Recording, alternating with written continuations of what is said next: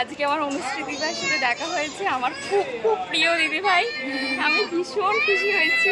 আমাকে প্লিজ আমার ব্লগে একটু দেখিও, আমার খুব ইচ্ছা। খুব খুব খুশি হয়েছি আমি আজকে। মানে আমি এক্ষুনি কমেন্ট করলাম দিদিকে যে তুমি তোমার সাথে আমার দেখা হলো না, এটা আমার দুঃখ হয়ে গেল।